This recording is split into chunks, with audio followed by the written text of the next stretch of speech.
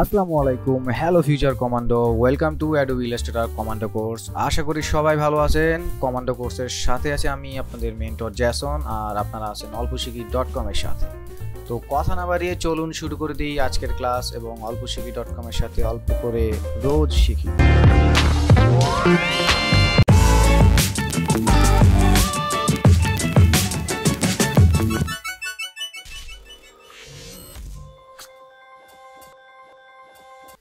তো গত পর্বগুলোতে আমরা ডকুমেন্ট সেটআপ ইন্টারফেস সম্পর্কে আমরা জেনেছি। আজকে আমরা ডকুমেন্ট রিসাইজ দেখব এবং আর্টবোর্ড টুলসের ব্যবহার দেখব। চলুন আমরা সফটওয়্যার চলে যাই।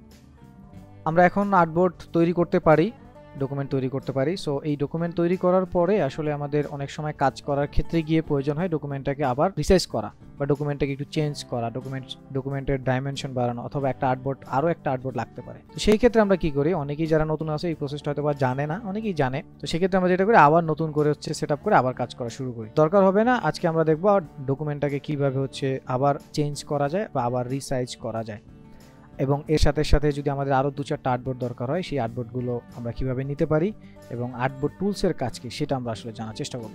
প্রথমে আপনারা যদি টুলস প্যানেলের দিকে লক্ষ্য করেন, দেখবেন এই নিচের দিকে একটা টুলস আছে, যেই টুলসটার নাম হচ্ছে আর্টবোর্ড টুল। আপনারা যদি Shift+O প্রেস করেন তাহলে এই টুলসে চলে যাবেন। এটা আমাদের শর্টকাটে যে দিতে হবে ব্যাপারটা এরকম না, আমরা ম্যানুয়ালি গিয়েও কাজ করতে পারবো। তো আমরা যদি একটু উপরে কন্ট্রোল প্যানেল বারের দিকে লক্ষ্য করি, তাহলে এখানে দেখব ডকুমেন্ট সেটআপ নামে একটা অপশন আছে। সেই অপশনটাও যদি ক্লিক করি তাহলে আমরা এই ডকুমেন্টটাকে কিন্তু আবার সেটআপ করতে পারবো। সো এখান থেকে জেনারেল আছে, টাইপ আছে। সো টাইপে গেলে আপনার বিভিন্ন ধরনের অপশন পাবেন, যে অপশনগুলো আপনাদের হয়তো কাজে লাগতে পারে। সো আপাতত আমাদের আসলে এই অপশনগুলো খুব বেশি দরকার হয় না, এখানে যা আছে সেই জিনিসগুলো আমরা রেখে দেই যেভাবে আছে সেভাবেই।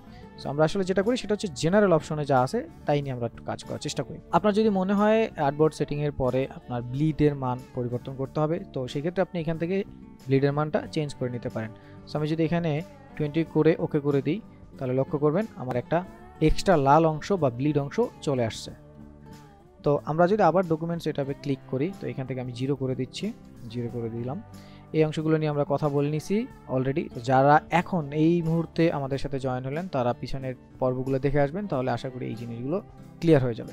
এখান থেকে আমরা অনেক অপশন পাবো, সবগুলো অপশনই আসলে আমাদের প্রয়োজন হয় না। অপশনগুলো প্রয়োজন হবে ডেফিনেটলি, আমি সেই অপশনগুলোই আপনাদেরকে ডিটেলস বুঝিয়ে দিব। এখান থেকে আপনারা জাস্ট এইটুকু পরিবর্তন করলেই এনাফ। এছাড়াও আপনারা যদি চান একটু ক্লিক করে এক একটা জিনিস ক্লিক করে এক একটা অপশন দেখে নিতে পারেন। আমরা এখান থেকে তাহলে এডিট আর্টবোর্ডে চলে যাব। এডিট আর্টবোর্ডে যদি আমি ক্লিক করি, তাহলে এই যে অপশনটা আমরা বা এই যে এখন যে চেহারাটা আমরা দেখতে পাচ্ছি, এই চেহারাটাই আমরা আর্টবোর্ড টুলসে গেলেই পাবো। তো সরাসরি যদি আর্টবোর্ড টুলসে যাই অথবা Shift+O প্রেস করি, তাহলে যে অপশনটা বা যে চেহারাটা পাচ্ছি সেটাই আসলে ওই এডিট আর্টবোর্ডে গেলে পাবো। সো এইখানে ডিটেলস জিনিসগুলো আমাদের জানতে হবে। সেটা প্রথমে আমরা যদি কাস্টম অপশনে যাই, সো কাস্টম অপশনে গেলে দেখবো এখানে আমাদের বিভিন্ন ধরনের কাস্টম যে প্রিসেটগুলো ছিল, প্রথমে আমরা যেই ডকুমেন্ট ক্রিয়েট করার সময় যেই প্রিসেটগুলো আমরা পেয়েছিলাম সেই জিনিসগুলোই আসলে আমরা এখানে দেখতে পাচ্ছি। সো একটু খেয়াল করলে দেখবেন লেটার, লিগাল, ট্যাবলয়েড, A4, এই যে প্রিসেটগুলো দেখতে পাচ্ছি, এগুলো কিন্তু নতুন যখন আমরা আর্টবোর্ড তৈরি করতেছিলাম তখন আমরা দেখেছিলাম। তো সেই ক্ষেত্রে আমরা যদি আবারও লেটারে ক্লিক করি তাহলে কিন্তু এটা লেটার হয়ে গেল। সো কাজ করার মাঝখানেও যদি মনে হয় বা প্রয়োজন হয় আপনি কিন্তু চেঞ্জ করতে পারবেন, কোনো সমস্যা তাতে হবে না। এরপর আছে ওরিয়েন্টেশন, এখানেও আপনি ওরিয়েন্টেশন চেঞ্জ করে নিতে পারবেন, কোনো সমস্যা হবে না। দেখেন ওরিয়েন্টেশন কিন্তু যে কোনো সময় চেঞ্জ করতে পারতেছেন। তারপর একটা প্লাস আইকন দেওয়া আছে। এই প্লাস আইকনটা আপনি ধরেন একটা আর্টবোর্ড আছে, এখন তো আপনার আরেকটা আর্টবোর্ড প্রয়োজন হতেই পারে, বা কাজ করতে গেলে আপনার একটা আর্টবোর্ডের সাথে আরেকটা আর্টবোর্ড লাগতে পারে। সেই ক্ষেত্রে আপনার কিন্তু নতুন করে আবার তৈরি করতে হবে না। এই অপশনটা যাওয়ার পরে এখানে প্লাস অপশনে ক্লিক করবেন। প্লাস অপশনে ক্লিক করার সাথে সাথে দেখেন একটা আর্টবোর্ড তৈরি হয়ে গেছে। এভাবে যে কয়টা চান সে কয়টা ক্লিক করলে আর্টবোর্ড তৈরি হতে থাকবে। তো এরপরে যদি চান আর্টবোর্ড ডিলিট করতে, তাহলে যেটা চাবেন সেটা জাস্ট ক্লিক করে সিলেক্ট করলে এখানে ডিলিট অপশন আছে, ক্লিক করলে ডিলিট হয়ে যাবে। সো খুবই সহজ প্রসেস, আপনি জাস্ট সিলেক্ট করবেন, ডিলিট করবেন। আচ্ছা, এরপরে দেখেন এখানে নেম আছে, আপনি আর্টবোর্ডের নাম দিতে পারেন, যেমন ফার্স্ট পেজ দিয়ে দিতে পারেন, অথবা কোনো স্পেসিফিক ডিজাইনের নাম থাকলে সেই নামটাও দিয়ে দিতে পারেন, ফার্স্ট পেজের জন্য, ফার্স্ট আর্টবোর্ডের জন্য যে নামটা থাকবে সেটা। এরপরে যে অপশনটা আছে এটা move copy artwork with artboard. That means আপনার আর্টবোর্ডে যদি কোনো আর্টওয়ার্ক থাকে, সেই আর্টওয়ার্ক সহ আপনি এটাকে চাইলে মুভ করাইতে পারবেন, চাইলে কপিও করতে পারবেন। সো মুভ করার জন্য জাস্ট নর্মালি এইভাবে ড্র্যাগ করলেই এটা মুভ হচ্ছে। আর কপি করার জন্য আপনি অল্টার ধরে যদি ড্র্যাগ করেন তাহলে মুভের সাথে কপি হয়ে যাচ্ছে। সো এই অপশনটায় যদি ক্লিক করে নেন তাহলে এই কাজটা করতে পারবেন। এরপরে যে অপশনটা আছে এটা হচ্ছে আর্টবোর্ড অপশন। আপনি এখানে ক্লিক করলে আর্টবোর্ডটা কিভাবে সাজাবেন সেই অপশনগুলো পাবেন। সো এখান থেকে সেই আমরা যে লেটার সাইজটা খুঁজছিলাম সেই লেটার সাইজগুলো অথবা আমাদের প্রিসেটগুলো এখানে আছে, পরিমাপ দেওয়ার মতো যে উইথ হাইট আছে সেগুলো এখানে আমরা দেখতে পাচ্ছি। সো যে অপশনগুলো আপনার প্রয়োজন সেই অপশনগুলো ব্যবহার করবেন, যেগুলো দরকার নেই বা খুব বেশি প্রয়োজন হয় না সেগুলোকে আমরা আসলে ইগনোর করে যাব, দেন ওকে করে দিচ্ছি। এরপরে যে অপশনটা আছে এই অপশনটা হচ্ছে রেফারেন্স পয়েন্ট। আপনি যদি চান একটা আর্টবোর্ডের নির্দিষ্ট একটা জায়গা থেকে মান বাড়াবেন অথবা নির্দিষ্ট জায়গা থেকে বড় ছোট করবেন, সেই অপশনটা করার জন্য বা সেই কাজটা করার জন্য আপনি এই রেফারেন্স পয়েন্টটা ব্যবহার করবেন। এই মুহূর্তে আমার সেন্টারে আছে, তো আমি এখন যদি এর মানটা বাড়াই, যেমন আমরা উইথ আর হাইট এই অপশনটা ব্যবহার করি, যেমন উইথ আমি যদি এটা কমানোর চেষ্টা করি তাহলে লক্ষ্য করবেন এটা উইথ কমাচ্ছি দুই পাশ থেকে কমতেছে, আর যদি হাইট কমাই তাহলে দুই পাশ থেকে কমতেছে। আর যদি এখানে কনস্ট্যান্ট চেইনটা অন করে দিই তাহলে এটা কিন্তু প্রপোর্শন অনুযায়ী কমবে। সো যাই করতেছি এটা কিন্তু একটা সেন্টার ঠিক রেখে কম আর বেশি হচ্ছে। তো আমরা যদি চাই যে না আমার এই পাশটা ঠিক থাকবে, এই পাশটার মানটা বাড়বে কমবে, তো সেই ক্ষেত্রে আমরা রেফারেন্স পয়েন্টটা হাতের বাম দিকে ক্লিক করে দেব।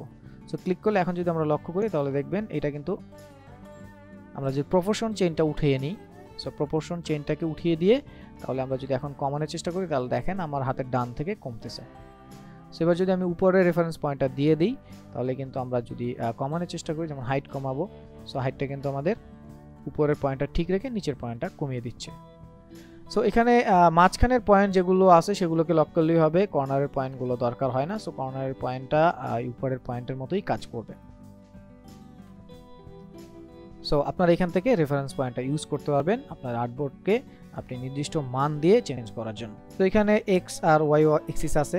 এক্স এক্সিস হচ্ছে আপনার এখানে আর্টবোর্ডটা কতটুকু মুভ হবে সেই মুভের মানটা আপনি এখান থেকে কন্ট্রোল করতে পারবেন। সো এটা হচ্ছে এক্স এক্সিস, আর এটা হচ্ছে ওয়াই এক্সিস, মানে উপরে নিচে মুভ করতে পারবেন। উইথ আর হাইট অলরেডি আপনারা জানেন, সো এখান থেকে আপনারা মান দিয়ে কাজ করতে পারবেন। আপনি আপনার মতো নিজস্ব মান যেটা থাকবে সেই মানটা এখানে ইনপুট করে দেবেন। আর কনস্ট্যান্ট চেইনটা ওপেন করলে যেটা হবে সেটা হচ্ছে আপনি আপনার মতো করে এখানে জাস্ট প্রপোর্শন অনুযায়ী ছোট বড় কাজটা করতে পারবেন। তারপর হচ্ছে রিঅ্যারেঞ্জ অল। রিঅ্যারেঞ্জ অলের আগে আমি এখান থেকে আরও দুই একটা আর্টবোর্ড নিয়ে নিচ্ছি। সো আরও দুই তিনটা আমি আর্টবোর্ড নিয়ে নিলাম। তো মোট আমার এখানে 4টা আর্টবোর্ড হলো। তো এখন এই 4টা আর্টবোর্ডকে আমি যদি আমার মতো করে অ্যারেঞ্জ করতে চাই, দ্যাট মিনস এখন তো একটা অ্যারেঞ্জ আছে, সো আমি আমার মতো করে যদি আবার অ্যারেঞ্জ করতে চাই তো এই জন্য আমার এই রিঅ্যারেঞ্জ অল অপশনটা দরকার হবে। ক্লিক করার সাথে সাথে দেখবেন একটা পপ আপ বা একটা স্প্ল্যাশ স্ক্রিন চলে আসবে। এখান থেকে যদি আমরা লেআউটের দিকে লক্ষ্য করি, আমরা প্রথমে যখন ডকুমেন্ট ক্রিয়েট করলাম তখন আমাদের একটা গ্রিড রো আমরা পেয়েছিলাম, সেই গ্রিড রোটাই এইটা। তো এখানে আমরা যদি দুইটা কলাম দিয়ে দেই, দুইটা কলামে জাস্ট 1 2 3 4 5 6 এভাবে সাজবে। আর স্পেসটা আমরা কতটুকু দিতে চাই সেটা এখান থেকে কন্ট্রোল করতে পারবো। তো ধরেন আমি চাচ্ছি এটাকে দুইটা কলামেই দিতে, আর আমাদের গ্যাপটা যেটা আছে ধরেন 100 পিক্সেল করে দিচ্ছি। 100 পিক্সেল করে যা আছে ঠিক তাই এখানে মুভ এই অপশনটা ক্লিক করেই রাখবেন, রেখে ওকে করে দেবেন। সো এখন দেখেন আমরা জাস্ট যেই আর্টবোর্ডগুলো নিলাম সেই আর্টবোর্ডগুলোকে আমরা জাস্ট দুইটা কলামে ভাগ করে নিতে পারলাম। এটা হচ্ছে রিঅ্যারেঞ্জ। তো এছাড়া আরেকটা অপশন পাবেন, সেই অপশনটা হচ্ছে আপনারা যখন আর্টবোর্ডটায় ক্লিক করবেন তো শিফট ধরে যদি আরেকটা আর্টবোর্ডকে ক্লিক করেন তাহলে এখানে অ্যালাইনমেন্টের একটা অপশন চলে আসবে। তো এই আর্টবোর্ডটার সাথে এই আর্টবোর্ডটা আপনারা চাইলে অ্যালাইনও করে নিতে পারবেন। যেমন এই আর্টবোর্ডটা আমরা যদি একটু লক্ষ্য করতাম তাহলে আর্টবোর্ডটা উপরের দিকে আছে, সো আমরা চাইলে এখন এটাকে অ্যালাইনও করে নিতে পারবো। সো প্রথমটা সিঙ্গেল ক্লিক করব, পরেরটা শিফট ধরে দেন হচ্ছে আমরা এই অ্যালাইনে কাজ করতে পারবো।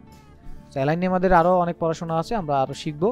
তো সেই অপশনগুলো যখন আসবে তখন শিখবো। আপাতত এইটুকু অ্যালাইন আমরা জানলাম। এই হচ্ছে আমাদের আর্টবোর্ড টুলস এবং রিসাইজ করার যে অপশনটা সেটা আপনারা চাইলে নর্মালি এভাবে সিলেক্ট করে কিবোর্ড থেকে ডিলিটও করে দিতে পারবেন, সেক্ষেত্রে ডিলিট হয়ে যাবে। এই অপশনটা ইউজ করলে আমাদের আর বারবার নতুন করে আর্টবোর্ড ক্রিয়েট করতে হবে না বা আর্টবোর্ড রিসাইজের জন্য আমাদের প্যারা খেতে হবে না। সো আই হোপ আজকের ক্লাসটা আপনারা খুব মনোযোগ দিয়ে দেখেছেন। এখনই কম্পিউটার ওপেন করে প্র্যাকটিস শুরু করে দিন। সো ফিউচার কমান্ডো আজকে এই পর্যন্ত শিখি। যারা শেষ পর্যন্ত ছিলেন তাদের কমান্ডো স্যালুট। দেখা হচ্ছে পরবর্তী ক্লাসে। ততক্ষণ পর্যন্ত ভালো থাকুন, সুস্থ থাকুন আর বেশি বেশি প্র্যাকটিস করুন। And don't forget to subscribe olposhikhi.com।